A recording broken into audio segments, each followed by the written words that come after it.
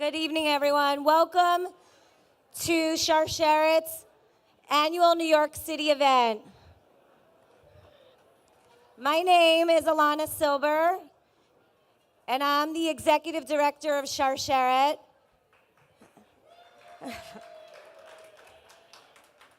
Thank you all for joining us this evening.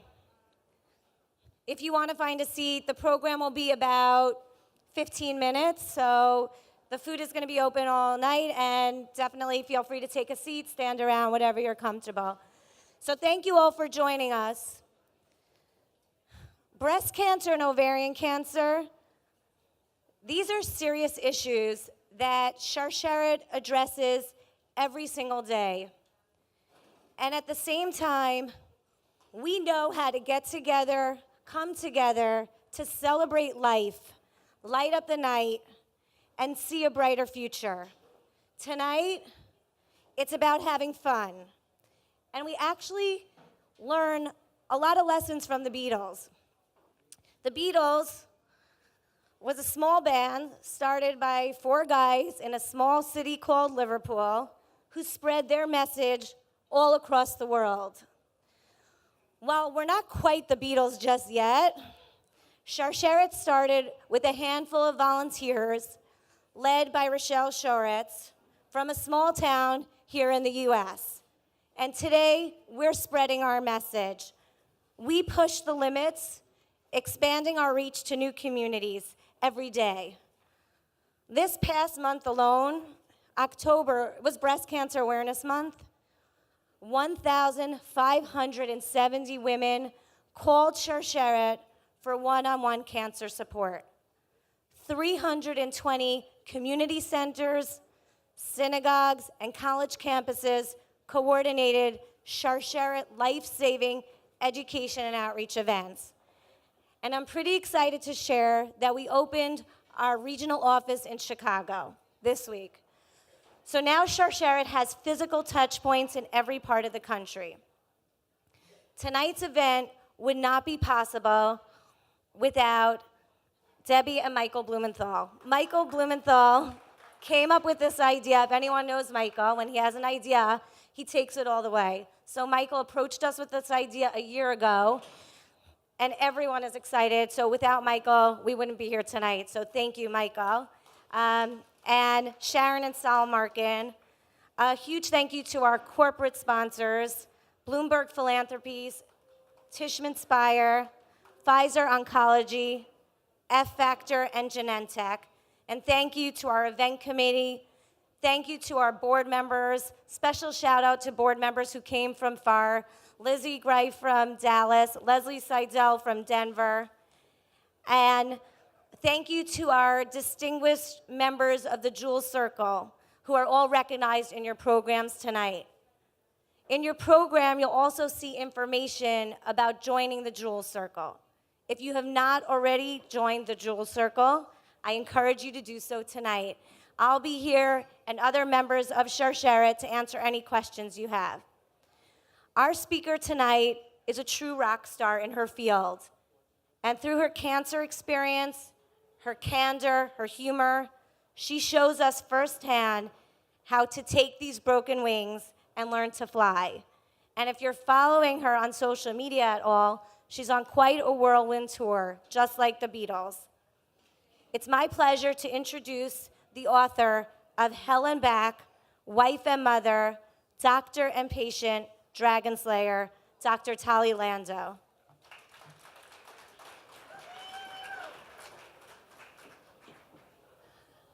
Hi, everyone. I wanted to thank Sharsheret so much for having me come speak tonight, and for everyone here for braving the freezing cold November night to come and celebrate this really important cause.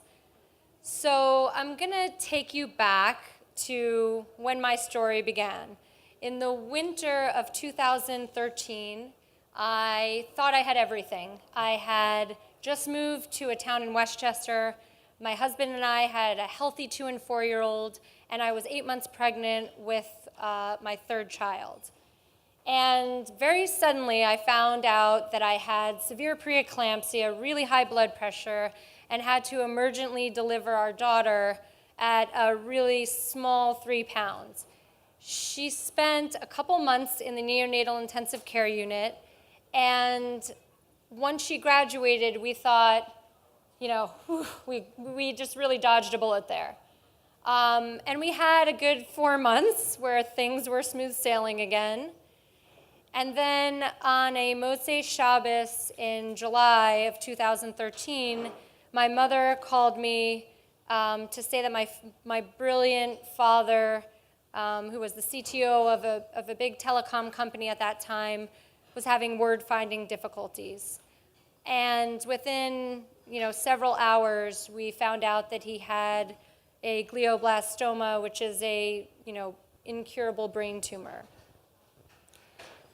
2 weeks later, while our whole family had galvanized around my father, and I'm the only physician in our immediate family, I couldn't sleep one night, and I was watching TV in my bedroom, and inadvertently just kind of brushed my right hand against my left chest. And it was really late at night, maybe 1 o'clock in the morning, and I felt a huge mass, which I knew was a tumor. And in that moment, I thought, maybe I'm just not awake.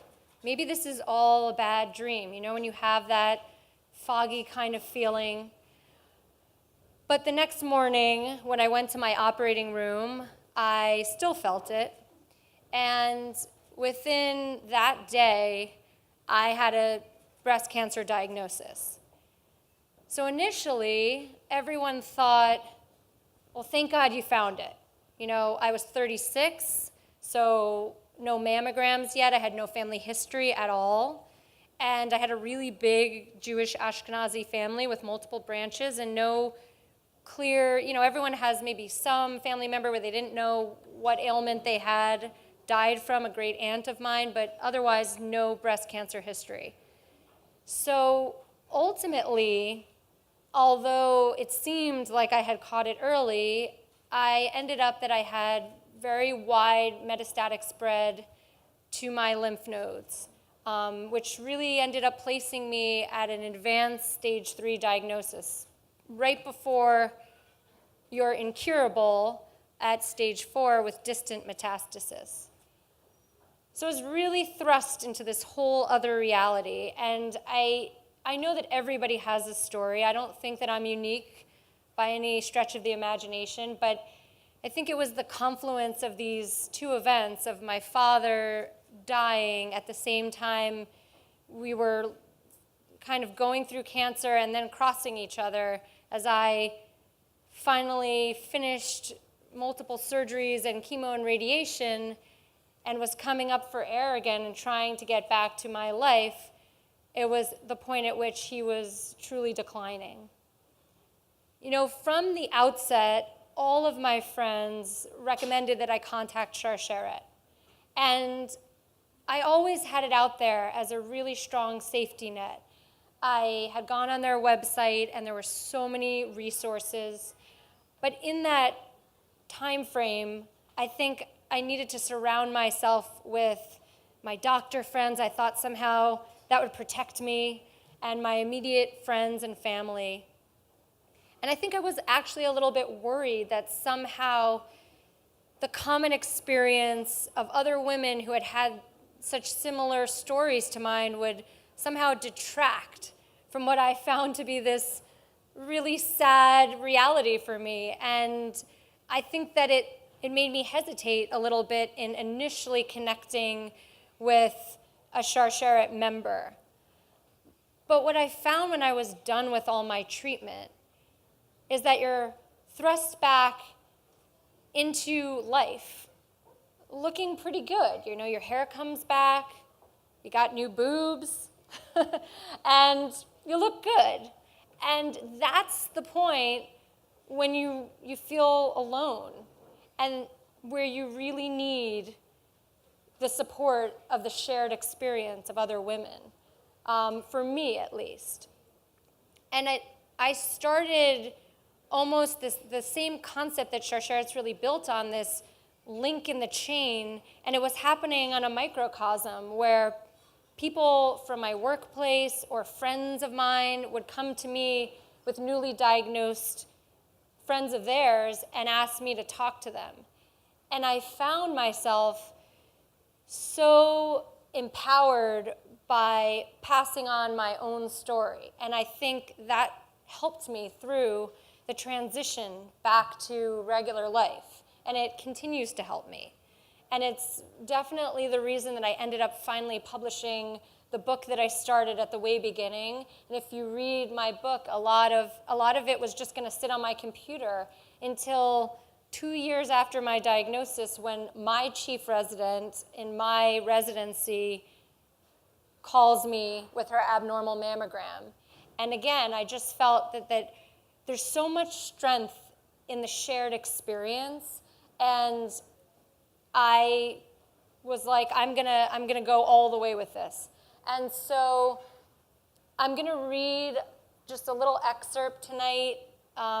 It relates to Hanukkah, the upcoming holiday, so I thought it was, specifically appropriate. And it's not too serious. So this chapter is called Chrismica.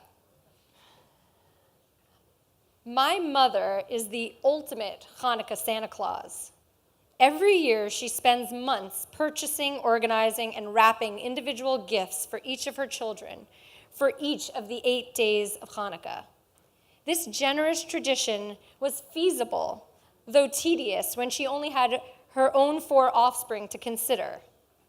Fast forward a few decades, 1 son and 3 daughters-in-law later, and 11 grandchildren, and this task had become virtually impossible. Nevertheless, she accomplished it masterfully each year, even without a team of her own elves or her own Amazon drone. I felt overwhelmed by the wish list of my 3 children.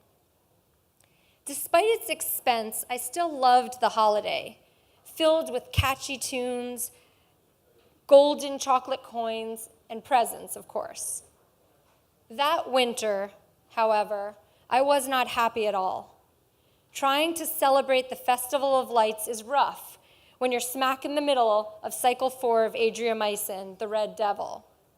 I was flushed and dizzy, weak and fighting like hell to brush my teeth in the morning without puking into my pajama shirt. It was doubtful that my stomach could handle solid food, let alone the dense fried potato pancakes. But tradition is a powerful thing. So I chose a crisp white blouse and edgy black leggings to counterbalance my worn do-rag.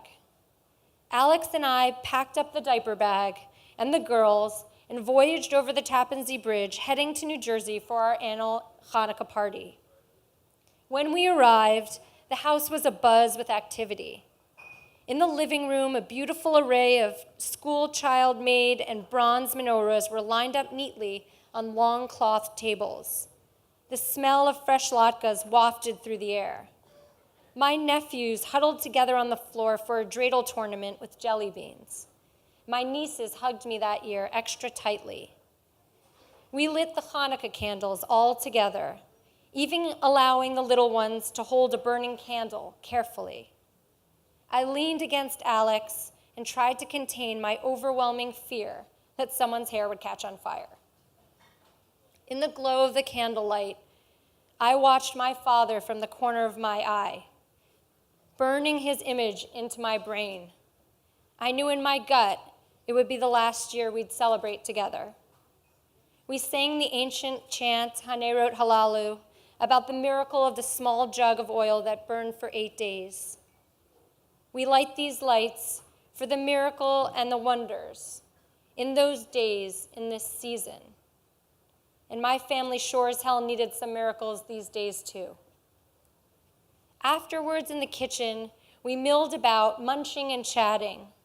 Scarlett and Juliet were whirling around, imitating the spinning motion of the dreidel. Amidst lively discussion of figure skating competitions, battle of the bands, and slam poetry, I could almost believe that none of it had ever happened. My father was not dying, and I was not sick. Everything was okay. I lost myself in that sweet thought for a minute as I watched all the cousins play together. 3 yummy baked latkes later, thank you, Deborah, my sister-in-law, and 1.5 jelly donuts, mercifully, I was not queasy at all. The holiday party was a resounding success. Trying to make our escape before a massive meltdown, Alex and I changed the girls into pajamas and began loading them into the car with all their little teeth already brushed. We filled our sleigh minivan with presents of puzzles and dolls, Princess Sophia paraphernalia, and bags of new clothes. We smiled at each other optimistically, anticipating a smooth ride back home with peaceful, sleeping children. I hugged everyone goodbye and kissed my father lightly on the cheek. And just when I thought I was in the clear, Scarlett leaned over and vomited all over me.